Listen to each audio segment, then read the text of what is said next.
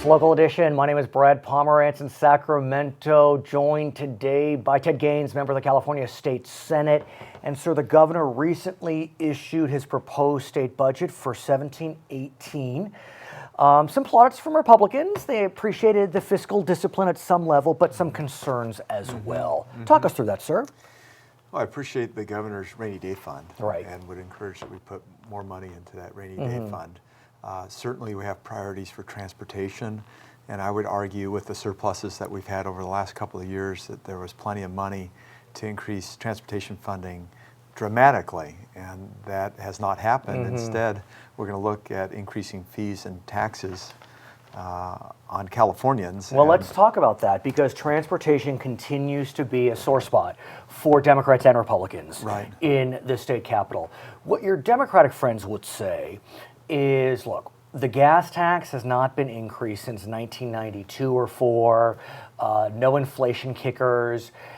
We're driving hybrids, we're driving electric vehicles, and so we need somehow to boost the gas tax. Talk us through why that is of concern to you, assuming it is. Well, I think Californians are overtaxed, and we don't need to increase their fees. Vehicle license fee is a proposal increase, I think, by $65 or so dollars. They're looking at 18-cent diesel tax. They've talked about gasoline taxes. What about on VLF, though? I wonder, I'd like to get your view. For vehicles that are electric, they're paying zero gas tax, zero. Would you feel it's appropriate to provide a kicker on those cars? Because they're not paying a gas tax, but they're using our roads. So have them pay more on their VLF? Well, I think in a more normal environment, we could look at a lot of different options, but given the amount of taxes that Californians pay, I can't make an argument for any increases across the board. We've had surplus budgets in the last couple of years in the about $15 billion of surplus revenue. So, and what's so interesting is that while we look at our tax formula here in the state of California, our voters seem to continue to tax increases. And Prop 30 passed, Prop 55, the extension of Prop 30, at least on the wealthiest, passed.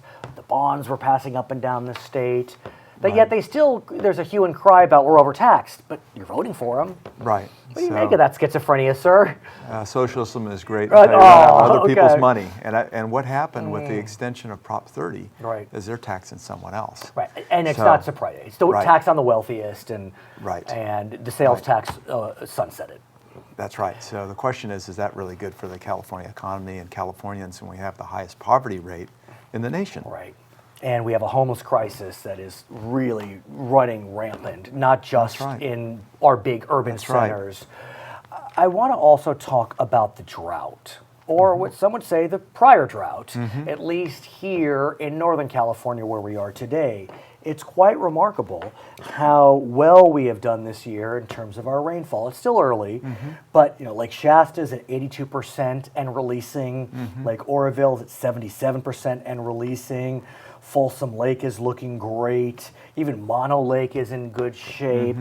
Southern California is another story. But let's focus on Northern California. What do these recent rains mean to you in terms of the drought and how the state approaches it? Sure. I mean, it's encouraging because it does give us an opportunity to fill up our reservoir system throughout the state, and that's great. But we have not increased that capacity for decades, and the population has grown by 50%. We got to talk about that because, Democrats, who would have thought a Democrat would support reservoirs? But they are. The Democrats are supporting reservoirs, above ground reservoirs. Prop 1 passed in 2014. Overwhelmingly bipartisan support. Democrats, Republicans all over the place. But sir, it's 2017. Have we spent any of the $7.545 billion? Well, there's been a lot of planning. I would encourage that we speed that process up dramatically. We need to push the bureaucracy and hold them accountable for getting that approved and built quickly. Help us through that. I want to understand what you mean, because when we hear the word bureaucracy, that can, it's just kind of an amorphous term. For us lay people, what does that mean? Well, the CEQA process is a real challenge here in California. Okay. So, California Environmental Quality Act is to provide mitigation for the environment. Sure. We ought to be expediting that process. It's funny you bring that up because I remember James Gallagher in the Assembly had proposed a bill, there may have been a Senate companion, to reform CEQA for water projects. Right. We reformed CEQA for the Kings, God bless them. Yes. But we didn't reform CEQA for water projects, even Right. though the Governor Brown has said he wants to reform CEQA. But we'll put that aside for a second. I want to talk about specifically one reservoir, sites. Right. Explain sites for us. Where is it? What is it? What's next? Well, it's similar in size to Folsom Lake. Okay. It is up north, not too far from Maxwell in the coastal range in the Natural Valley. In your district or above? Not in my district. Okay, it's west of my district, but it's kind of a perfect location for a reservoir. It's gone through many of the environmental clearances. But we're still fighting on a daily basis to make sure that it moves through that bureaucracy so that we can start breaking ground. But are we fighting, are there environmentalists that are suing, or is it just bureaucratic malaise? Well, there's a lot of things going on because we passed legislation that has challenged water rights. Right. And so we don't want to make sure that there's clarity of water rights for private parties. Right. And so we're trying to get clarity through the water board with regard to that. Is the money there? Is the money an issue? The money's been approved. So we had a unanimous vote in the Senate. It got out of the Assembly. The governor signed it. Okay. It went to the people. So that's very encouraging. But we just have to push because we really don't have any more water capacity than we've had in decades until that gets built. And what's frustrating for some is we look at the recent rains and we see, so in Folsom Lake, you mentioned Folsom Lake, every second 590,000 gallons was coming in, but 400,000 gallons was being pumped out. Right. Now, some of that's appropriate, I would argue, but I don't know if all of it was. And the main purpose of that is flood control. So right. So it's not all sites will have water capacity.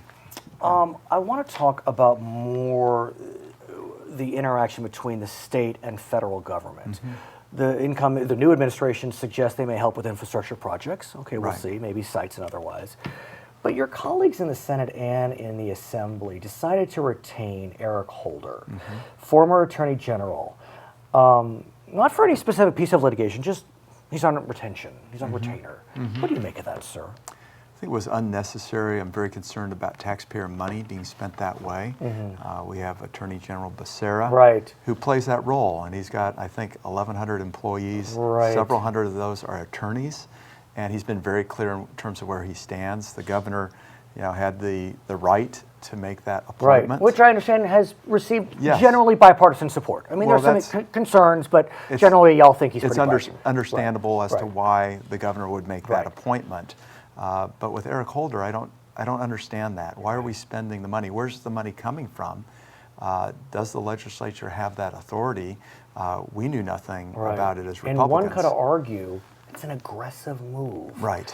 I mean, we can say a lot about Donald Trump and, we can go on and on, but we're just getting going. Right. Is that what we want to do? Hire the former Attorney General?